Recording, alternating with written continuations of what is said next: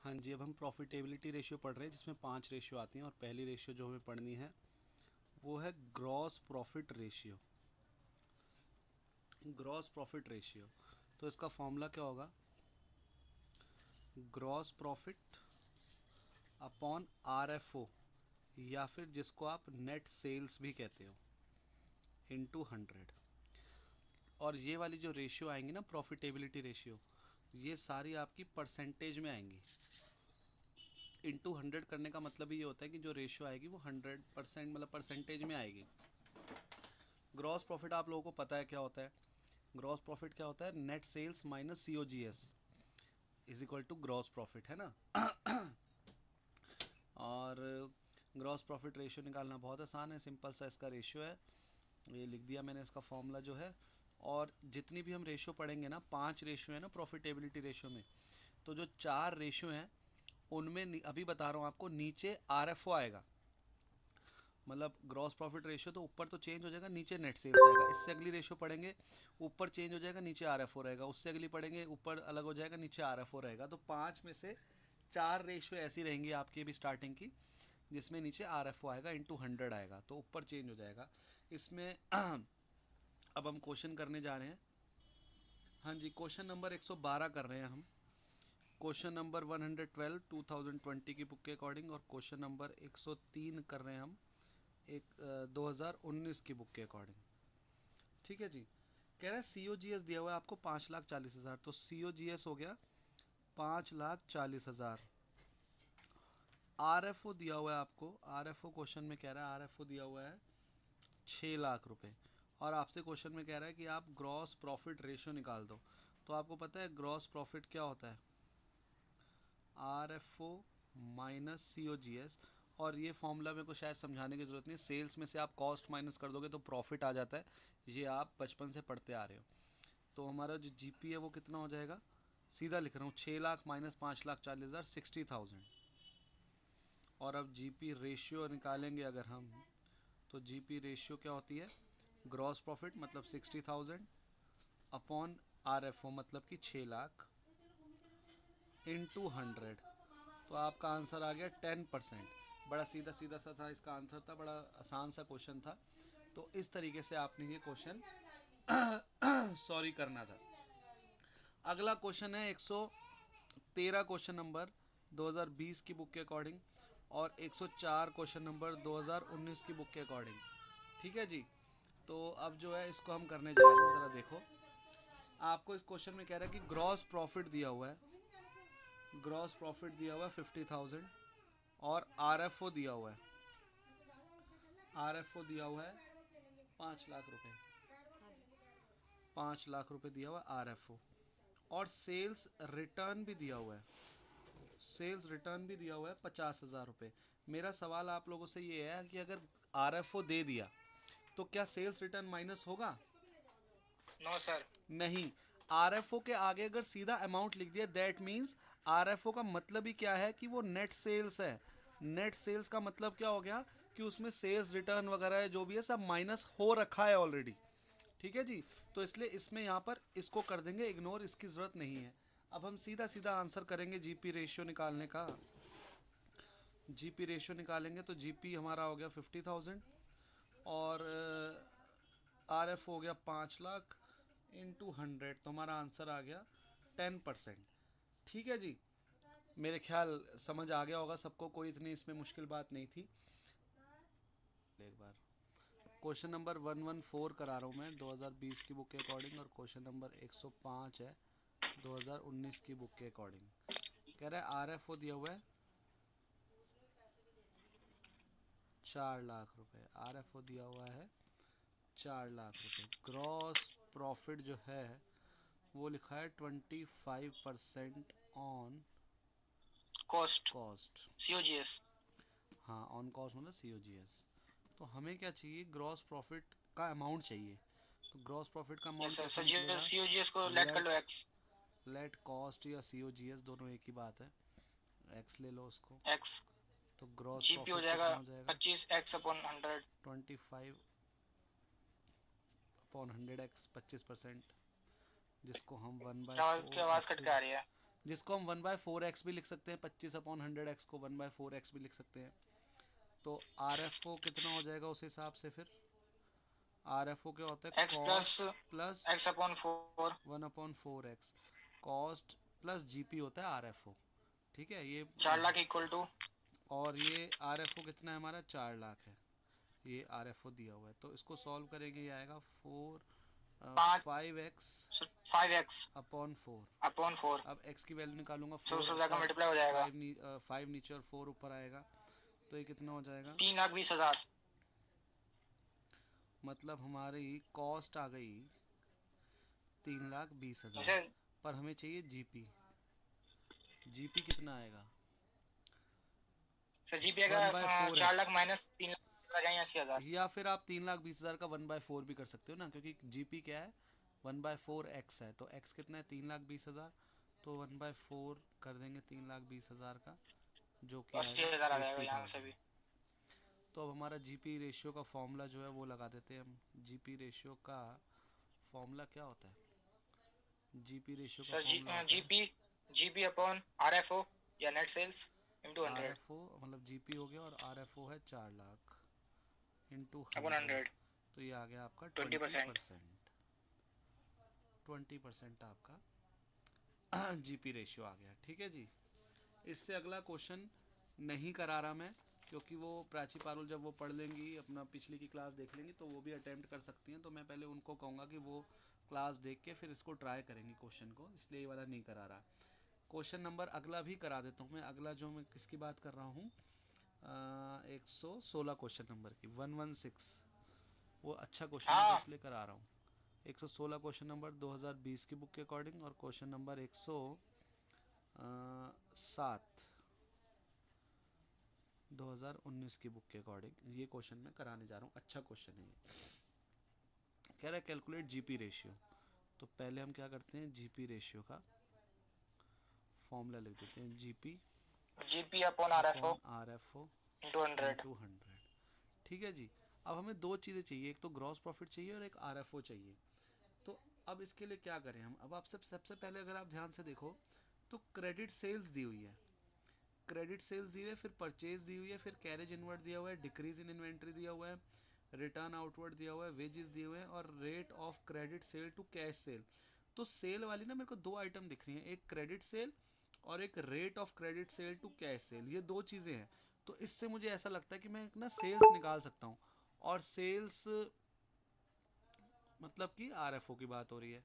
तो ज़रा क्या करते हैं, पहले हम देखते हैं कि सेल्स निकालते हैं या RFO पहले निकालने की कोशिश करते सर हैं। कैश सेल्स निकल सकती है सर। हाँ, तो पहले देखते हैं क्रेडिट सेल दी हुई है हमें, कितनी दी हुई है क्रेडिट सेल? 5 लाख 5 रुपए लाख क्रेडिट सेल दी हुई है, 5 लाख रुपए। और ना फिर एक रेशियो दे रखी है। रेशियो क्या दे रखी है क्रेडिट कि is to credit credit sale sales जो इज टू है वो कैश सेल के, ये क्रेडिट मतलब CR मतलब क्रेडिट सेल लिखा है मैंने, कैश सेल जो है इनका रेशियो दे रखा है हमको 4:1। 4:1। 4:1 मतलब मैं ऐसे लिख सकता हूँ, credit sale upon cash sale, मैंने शॉर्ट में लिख दिया credit sale upon cash sale is equal to 4/1। ठीक है, ये हमें रेशियो दे रखा है। क्रेडिट सेल हमें क्वेश्चन में दी हुई है 5 लाख रुपए, कैश सेल को मैं ऐसे ही कर देता हूँ, ठीक है, इज इक्वल टू 4/1। तो इससे देखो मैं इसको अगर वो करूँगा क्रॉस मल्टीप्लाई करके, तो हमारा कैश सेल निकल जाएगा। तो कैश सेल एक कितना लाख आ पच्चीस जाएगा हजार हमारा? इसको उधर ले जाऊंगा, इसको इधर ले जाऊंगा, तो ये हमारा आ जाएगा 5 लाख अपॉन 4, दैट इज 1,25,000 रुपये। तो कैश सेल आ गई हमारी 1,25,000, क्रेडिट सेल 5 लाख। तो नेट सेल्स कितनी हो जाएगी? नेट सेल्स मतलब कि टोटल सेल्स, 6,25,000। मतलब कि 5 लाख जो कि क्रेडिट सेल है प्लस कैश सेल जो कि 1,25,000 है, दैट इज 6,25,000। तो हमें एक चीज़ तो मिल गई फॉर्मूले की, RFO मिल गया, नेट सेल मतलब RFO, वो हमारा आ गया 6,25,000। अब हमें अगर GP पता चल जाए तो हमारा काम बन जाएगा। और देखो GP अगर हमें डायरेक्ट नहीं दिया हुआ, ग्रॉस प्रॉफिट अगर हमारा डायरेक्ट नहीं निकल सकता, तो अगर सर हम 11th वाले कोशिश फॉर्मूले करते से। हैं, हम कोशिश करते हैं कि हम COGS निकाल लें। COGS मतलब कॉस्ट ऑफ गुड्स सोल्ड। ये अपना म्यूट कर दो, जो हिमांशु का शायद माइक म्यूट नहीं है, हाँ आवाज़ आ रही थी। हाँ मैं कह रहा हूँ अब इसमें देखो जीपी ग्रॉस प्रॉफिट हमें डायरेक्ट शायद ना निकल पाए, तो हम ऐसा नहीं है कि डायरेक्ट नहीं निकल सकता तो कुछ और निकाल लेते हैं पहले, क्या पता उससे निकल जाए। अब हमें पता है cost of goods sold, cost of goods sold भी अगर हमारे पास मिल जाए ना हमें, तो हमारा काम बन जाएगा। क्यों? क्योंकि R F O minus cost of goods sold जो है इज इक्वल टू जीपी होता है। ठीक है, और ये रटने वाली बात नहीं है, आपको पता है sales minus cost is equal to profit होता है। सेल्स मतलब आपने ये पेन 10 रुपए का बेचा, सेल हो गई, 9 रुपए का खरीदा था, आपकी कॉस्ट हो गई, तो प्रॉफिट कितना हो गया? 10 - 9 इज इक्वल टू 1। तो कोई रटने वाली चीज़ तो नहीं बता रहा मैं कि R F O minus C O G S is equal to G P. ये मैंने थोड़ा लैंग्वेज चेंज करके बोल दिया, वरना सीधी भाषा में मैं बोलूँ कि ये पेन मैंने 10 रुपये का बेचा, 9 रुपये का खरीदा, इज इक्वल टू 1 रुपया मेरा प्रॉफिट आ गया। तो आर एफ ओ मतलब sales minus C O G S मतलब कि cost is equal to G P मतलब कि प्रॉफिट। तो यही तो मैं कह रहा हूँ। ठीक है, तो अब देखते क्या पता हमारे पास सी ओ जी एस निकल जाए। सी ओ जी एस निकल जाए तो क्या पता उससे हमारा काम बन जाए, उससे हम आर एफ ओ में से, आर एफ ओ तो हमारे पास है ही, उसमें से सी ओ जी एस माइनस कर देंगे तो हमें जी पी मिल जाएगा। तो देखते हैं क्या हम सी ओ जी एस निकाल सकते हैं। हाँ, तो इसमें हमने क्वेश्चन देखा तो हमें दिख रहा है कि हमने भाई जो सी ओ जी एस का फॉर्मूला पढ़ा था उससे रिलेटेड आइटम दिख रही हैं यहाँ पर, उससे रिलेटेड आइटम नीचे दिख रही हैं। तो सबसे पहले परचेजेज है, पहले तो सी एच एस का मैं फॉर्मूला लिख दूं जो मैंने आप लोगों को लिखवाया था और जो आपको आता भी है क्योंकि आपने 11th में भी सीखा हुआ है। ये 11th में ट्रेडिंग अकाउंट तो मेरे ख्याल सबने बनाया था ना, वो तो सबसे मोस्ट इंपॉर्टेंट चैप्टर था आपका 11th क्लास का। तो ओपनिंग स्टॉक या जिसको ओपनिंग इन्वेंट्री भी कहते हैं माइनस क्लोजिंग इन्वेंट्री या closing stock plus net purchases. Net purchases मतलब उसमें से परचेज रिटर्न माइनस करने के बाद प्लस डायरेक्ट एक्सपेंसेस। ये सारी आइटम जो मैंने लिखी है ये ट्रेडिंग अकाउंट में हुआ करती थी। ओपनिंग स्टॉक ट्रेडिंग अकाउंट में था, क्लोजिंग स्टॉक ट्रेडिंग अकाउंट में था, परचेजेस ट्रेडिंग अकाउंट में थी और डायरेक्ट एक्सपेंसेस भी अपना ट्रेडिंग अकाउंट में थे। तो वही मैंने लिखा है। अब देखते हैं कि हमारे पास इसमें से क्या क्या है। अभी ओपनिंग इन्वेंट्री क्लोजिंग इन्वेंट्री को छोड़ रहा हूँ, अभी इसके बारे में चर्चा करूंगा मैं।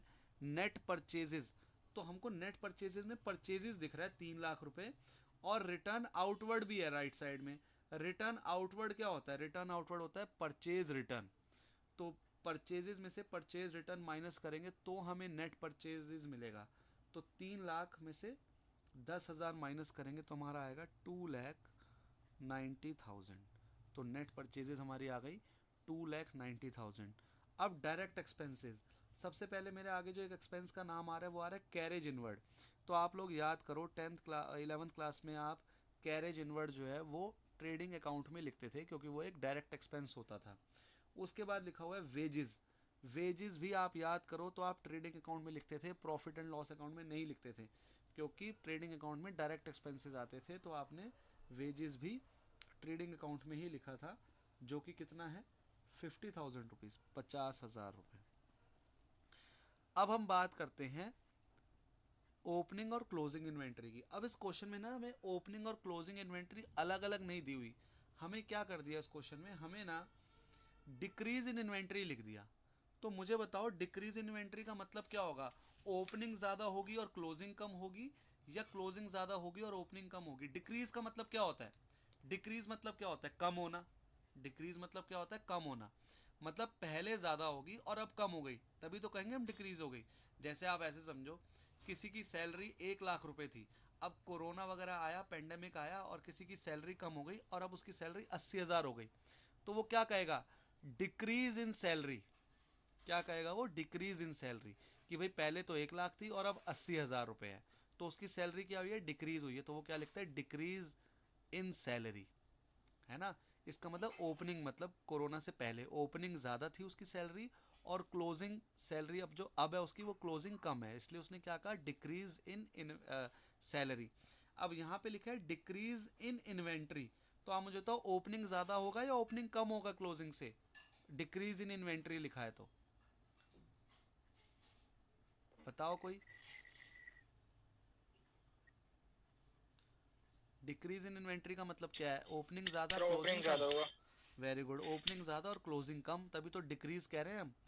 तो ओपनिंग ज़्यादा क्लोजिंग कम, तो आप मुझे बताओ ओपनिंग ज़्यादा है क्लोजिंग कम है, तो साइन यहाँ पर किसका आएगा, प्लस का या माइनस का?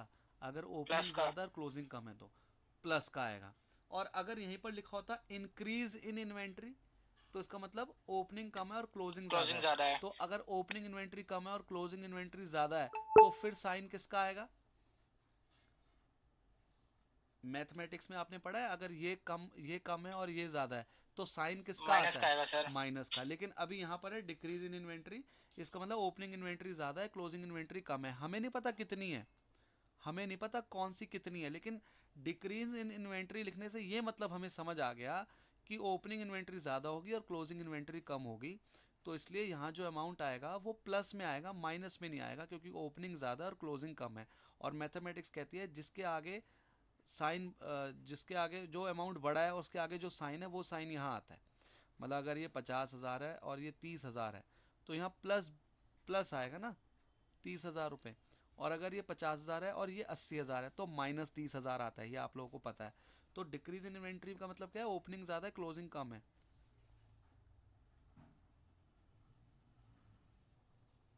हाँ जी, फिर से बोल रहा हूँ, डिक्रीज इन इन्वेंट्री का मतलब है ओपनिंग ज़्यादा है क्लोजिंग कम है, इसलिए यहाँ प्लस वाला साइन आएगा। तो अगर मैं कहूँ मेरी सैलरी पहले 1 लाख थी अब 80,000 हो गई, तो डिक्रीज इन सैलरी कितना हो गया, 20,000 हो गया ना। डिक्रीज इन सैलरी कितना हो गया, 20,000 हो गया। तो यहाँ पर ओपनिंग माइनस क्लोजिंग डायरेक्ट दिया हुआ आपको 10,000 रुपये। डिक्रीज इन इन्वेंट्री का मतलब क्या है, डिक्रीज इन इन्वेंट्री का मतलब है कि ये 1,10,000 होगा और ये 1 लाख होएगा, तभी तो 10,000 आएगा। जैसे मेरी सैलरी पहले 1 लाख थी और अब 80,000 हो गई मान के चलो, तो क्या हुआ, मेरी सैलरी 20,000 रुपये से कम हो गई, तो 1 लाख माइनस 80,000, 20,000 आ गया ना अपने आप। तो ऐसे यहाँ पर क्या हुआ है, कह रहा है डिक्रीज इन इन्वेंट्री 10,000 रुपये है, मतलब कि आपकी क्या पता यहाँ पर इन्वेंट्री ओपनिंग 1 लाख हो और क्लोजिंग 90,000 होगी, तभी तो 10,000 आया। और क्या पता आपकी यहाँ पे इन्वेंट्री 5 लाख रुपए हो और क्लोजिंग इन्वेंट्री 4,90,000 रुपये हो, हमें फ़र्क नहीं पड़ता, हमें तो क्या लेना था, ओपनिंग माइनस क्लोजिंग लेना था, जो कि 10,000 रुपये क्वेश्चन में दिया हुआ है। तो हम क्या करेंगे, इसको क्या मानेंगे कि ये क्या है, डिक्रीज इन इन्वेंट्री, क्योंकि ओपनिंग माइनस क्लोजिंग करके उसने डायरेक्ट अमाउंट बता दिया जो कि 10,000 रुपये है। अच्छा, क्या फ़र्क पड़ता अगर मैं आपको इस क्वेश्चन में डिक्रीज इन इन्वेंट्री 10,000 लिखने के बजाय क्या दे देता, ओपनिंग इन्वेंट्री 1 लाख और क्लोजिंग इन्वेंट्री 90,000, तो भी क्या होता, 1 लाख माइनस 90,000, 10,000 ही तो आंसर आता। अब उसने डायरेक्ट बता दिया हमें, तो ये तो ज़्यादा बढ़िया हो गया, डायरेक्ट बता दिया।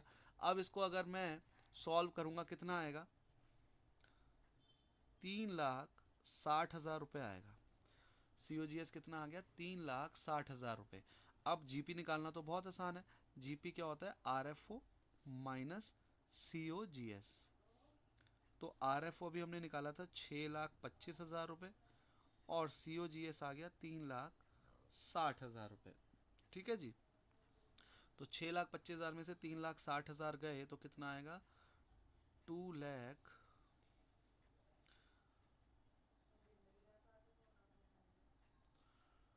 2,35,000, कितना आ गया, 2,35,000। तो ये हमारा GP आ गया, तो GP आ गया 2,35,000। अब 2,35,000 अपॉन 6,25,000 इंटू 100, तो ये आपका आएगा 42.4%। 42.4% आपका आंसर आ गया, GP रेशियो आ गया। इस क्वेश्चन में किसी को कोई डाउट है तो वो पूछ ले एक बार। हाँ जी, अगली जो प्रॉफिटेबिलिटी रेशियो में सेकंड पढ़ने जा रहे हैं हम, वो है ऑपरेटिंग रेशियो। ऑपरेटिंग रेशियो, ठीक है। ऑपरेटिंग रेशियो जो है उसका फॉर्मूला देखो क्या होएगा, COGS या पहले एक दूसरा वो कराता हूँ। ऑपरेटिंग रेशियो का जो फॉर्मूला होता है वो होता है ऑपरेटिंग कॉस्ट अपॉन, क्या आएगा अपॉन में तो मैंने बता ही दिया था, सारी रेशियो में क्या आएगा, RFO into 100। Operating cost upon RFO into 100। अब कहोगे सर आप ऑपरेटिंग कॉस्ट बता दो, फिर तो हमारे लिए बच्चों का खेल है ये वाला रेशियो, क्योंकि पिछले वाली रेशियो में हमें GP पता था कैसे निकालते हैं तो हमने कर दिए क्वेश्चन, RFO हमें पता ही है कैसे निकलता है, इंटू 100 हमें करना आता ही है। तो ऑपरेटिंग कॉस्ट क्या होती है, वो अब यहाँ पर लिखवा देता हूँ मैं। ऑपरेटिंग कॉस्ट क्या होती है, तो ऑपरेटिंग कॉस्ट जो आपकी होती है ना, वो हो गई COGS। COGS क्या होता है ये आप लोगों को पता है, तो मुझे बताने की ज़रूरत नहीं है। आप अभी तक भी आप कहोगे कि सर ये रेशियो तो हम खुद भी कर सकते हैं, क्योंकि आपने ऑपरेटिंग कॉस्ट बताया है और ऑपरेटिंग कॉस्ट आपने कहा COGS होती है, तो हम ये खुद भी कर सकते हैं। लेकिन रुको, COGS के आगे कुछ प्लस भी होना है। COGS plus operating expenses. अब आप लोगों को फिर एक स्पीड ब्रेकर आ गया। अब आपने कहा सर आपने पहले ऑपरेटिंग कॉस्ट बोला, वो हमें बता दिया था आपने, तो हम सोचे थे अब खुद कर लेंगे, लेकिन COGS तक तो ठीक था। अब आपने ऑपरेटिंग एक्सपेंस लिख दिया आगे, तो हमारे को फिर गड़बड़ हो गई। ऑपरेटिंग एक्सपेंस अगर हमें पता चल जाए तो भी हम अपना जो है हिम्मत करके क्वेश्चन कर लेंगे। तो आप अब क्या करो, आप लोग ना बुक आप लोगों के पास है, तो मैंने आप लोगों को याद है statement of profit and loss account जो था, statement of profit and loss, उसका फॉर्मेट मैंने आप लोगों को लर्न करवाया था, हमने उसको करा था है ना एक क्लास में। तो वो किसी पेज नंबर पे दिया हुआ है, शायद पेज नंबर पता नहीं 42 है या क्या है, पहले पहले चैप्टर का। तो वो मैं आप लोगों को बताता हूँ, एक बार आप लोग भी वो निकाल लो, उससे ही मैं डिस्कस करके आपको बताऊंगा कि ऑपरेटिंग 41, एक्सपेंस क्या होता है। 1.41। 1.41 पर है, ठीक है, एक पेज ज़्यादा बता दिया मैंने। 1.41,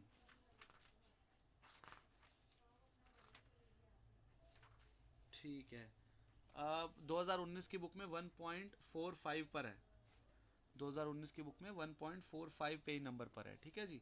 एक बार निकाल लो आप लोग। नहीं सुनो तो सही,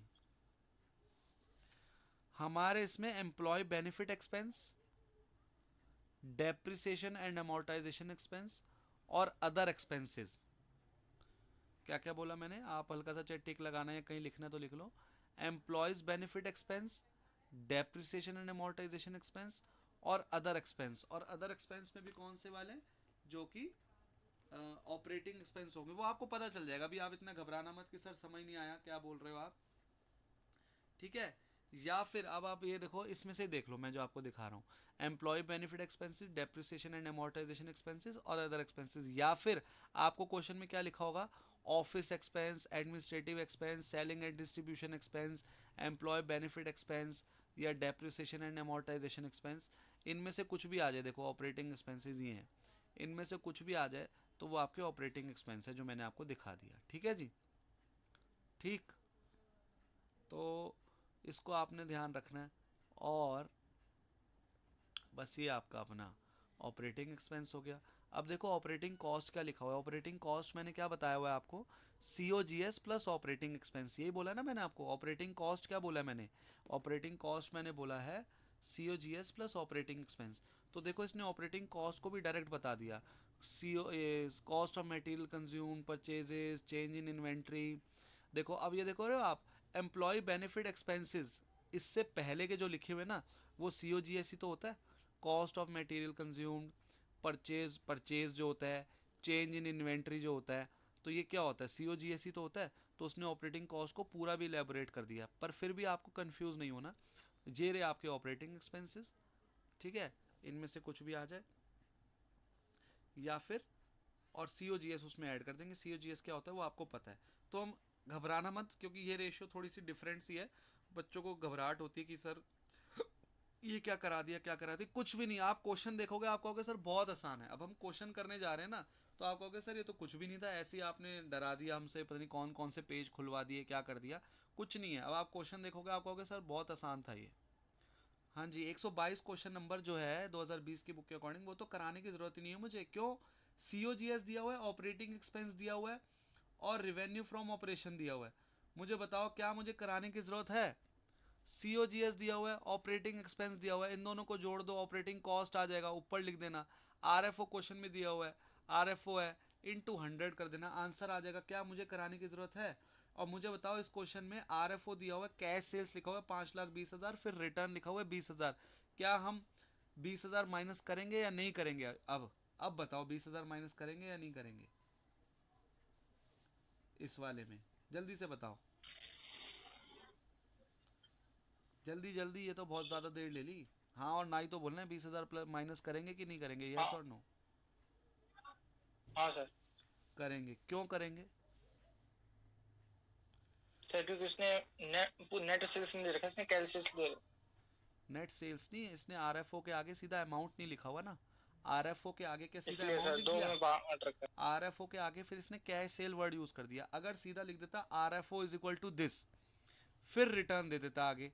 जैसे हमने एक क्वेश्चन था 114 क्वेश्चन नंबर था शायद, उसमें अगर आप नज़र मारो, उसने R F O that is net sales लिख दिया था उसमें। अगर वो नेट सेल्स ना भी लिखता और आर एफ ओ के बाद सीधा 4 लाख उसमें लिखा था और फिर रिटर्न भी रखा होता, तो भी हम क्या करते, माइनस नहीं करते। या उससे ऊपर क्वेश्चन देखो, 113 क्वेश्चन नंबर शायद है, जिसमें आर एफ ओ के बाद अमाउंट लिख दिया फिर सेल्स रिटर्न लिख दिया था 5 लाख और 50,000, तो हमने माइनस नहीं करा था। क्यों? क्योंकि आर एफ ओ के बाद सीधा अमाउंट लिख दिया था।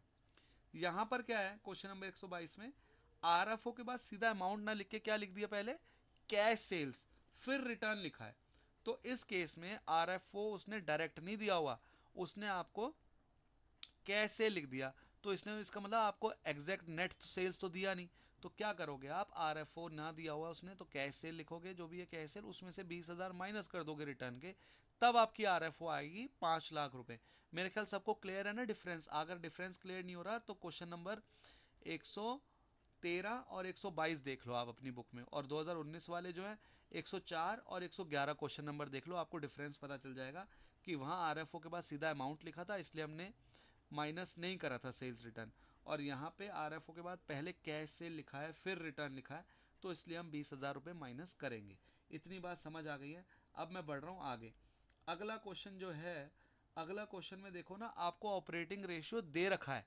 हमने अभी तक क्या करना था कि ऑपरेटिंग रेशियो निकालना था, लेकिन इस क्वेश्चन में 123 question number, sorry 123 question number में आपको ऑपरेटिंग रेशियो दे रखा है, ऑपरेटिंग एक्सपेंस दे रखे हैं, रेवेन्यू फ्रॉम ऑपरेशन दे रखा है। अब देखो इसमें रेवेन्यू फ्रॉम ऑपरेशन सीधा 6 लाख लिख दिया, उसके बीच में कुछ नहीं लिखा हुआ, और फिर रिटर्न्स लिखा हुआ है, तो हम उसका कुछ नहीं करेंगे अब, क्योंकि यहाँ पर आरएफओ के बाद सीधा अमाउंट दे दिया। और आपसे कह रहे हैं सीओजीएस निकाल दो, तो ये क्वेश्चन हम जरा कर लेते हैं, बढ़िया क्वेश्चन है। देखो इसको कैसे करेंगे। क्वेश्चन नंबर 123, यही है ना 123 आप लोगों की बुक में? 124। 124 है, 124, 124 कर रहे हैं हम, और 2019 के हिसाब से 112 क्वेश्चन नंबर है। आप लोगों को इसमें दिया हुआ है operating ratio 92%, operating expenses 94,000, revenue from operations 6 lakh रुपए, सेल्स रिटर्न 40,000 रुपये, और आपसे कह रहे हैं सीओजीएस निकाल दो। तो पहले तो हम फॉर्मूला लिखते हैं, ऑपरेटिंग रेशियो, मैं शॉर्ट में लिख रहा हूँ, operating ratio is equal to operating cost upon R F O into 100। ये मैं ऐसे लिख रहा हूँ, ठीक है। अब ऑपरेटिंग रेशियो आपका कितना है, क्वेश्चन में दे रखा है 92। ऑपरेटिंग कॉस्ट अभी हमें नहीं पता, उसको छोड़ रहे हैं। आर एफ ओ क्वेश्चन में दिया हुआ है 6 लाख रुपए, रिटर्न माइनस नहीं करेंगे, रीज़न मैंने बता दिया, इंटू 100, ये 100 से ये काट दिया, ठीक है जी। अब क्या करते हैं, ऑपरेटिंग कॉस्ट को यहाँ रखते हैं, क्रॉस मल्टीप्लाई करते हैं, तो ऑपरेटिंग कॉस्ट आपकी आ गई 6,000, 2 जीरो कट गए तो 1 2 3, 3 जीरो बचे हैं, 6,000 इंटू 92। अभी इसको मल्टीप्लाई नहीं कर रहा, अभी ऐसे लिख देते हैं, ठीक है। मतलब 6,000 इंटू 92 हमारा ऑपरेटिंग कॉस्ट आ गई। अब ऑपरेटिंग कॉस्ट क्या होती है, मैंने ऊपर लिखा हुआ है C O G S plus operating expenses. अब इसको मल्टीप्लाई कर ही लेते हैं, 6 दूनी 12, 1 6 54, 5,52,000, 5,52,000 रुपीज़, ये हमारा क्या है, ऑपरेटिंग कॉस्ट है, ठीक है ना, ऑपरेटिंग कॉस्ट है ये हमारे पास। तो अब क्या करेंगे, अब हम सी ओ जी एस तो हमें क्वेश्चन में निकालना है, तो इसको ऐसे ही छोड़ देंगे। ऑपरेटिंग एक्सपेंस क्वेश्चन में दे रखे 94,000 रुपीज़, 94,000 रुपीज़, ठीक है। उसके बाद ये आ गया 5,52,000 रुपीज़। क्या अब सी ओ जी एस निकल सकता है? सर बड़ी आसानी से निकल सकता है। कैसे? सी ओ जी एस को यहाँ रखेंगे, 5,52,000 माइनस 94,000, ठीक है जी। इसमें से माइनस कर लेंगे कितना, 1 लाख माइनस कर दिया, 5 4 52 और 6 जोड़ दो, 4,58,000, 4,58,000 हमारा सी ओ जी एस आ गया। किसी को डाउट है तो पूछ लो, या क्लियर है तो भी बता दो। क्लियर है कि नहीं, बताओ। हाँ जी सर। हाँ।